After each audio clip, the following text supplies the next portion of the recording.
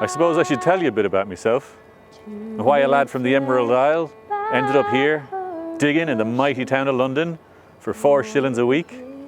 Well, 1800 I was born, and when I was born at just outside Cork, this place, London I mean, was already 1 million souls.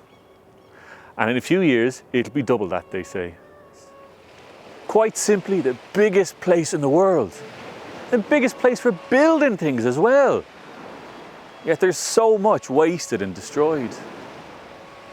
We want it for most things at home. The land can't support the working farmers and their families anymore. Crops fail, people move away, rents rise. Can anything be worse? Surely not.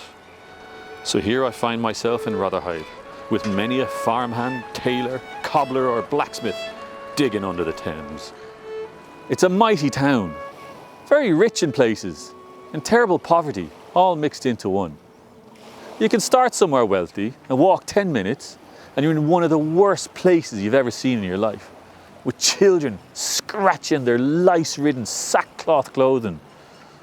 Walk another 10 minutes, you could be in the city, one of the wealthiest places I've ever seen in God's green earth.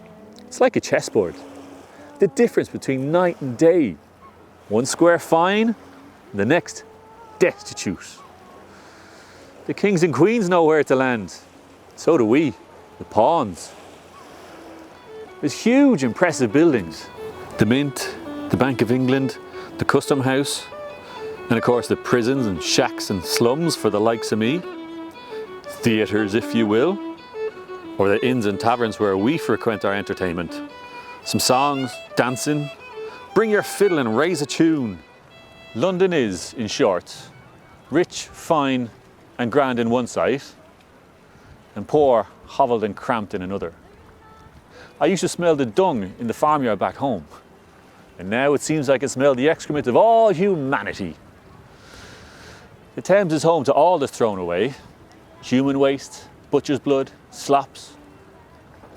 Dead horses I've seen floating by on the high tide, and then returning back and forth, till even the carcass finds it too tedious. And that's where we get our water from. The mighty Thames, the great sewer. It's not quite the spring in Skibbereen. So why am I here? Well, I left my wife and my home and made my way to Howth to get over on the crossing. I arrived like so many others in Holyhead. Sure, I thought of staying in Liverpool or Manchester, but word of work and a fine life drove me here. So, the long cart journey to London it was. So what do I do for me bread? Why, I dig for Mr. Brunel. London always needs more ways of crossing the Thames. And a bridge here would be too low for the mast of the ships. So rather than go over, he decided to go under. Others have tried before him and all have failed. But this man, there's something different about this man, so they say. Oh sure, you have to work hard, but he's had his troubles by all accounts. He's a Frenchie, you know, but for all that he's a clever man. Escaped with his life from the revolution, so they say, and I hope I'll escape with mine.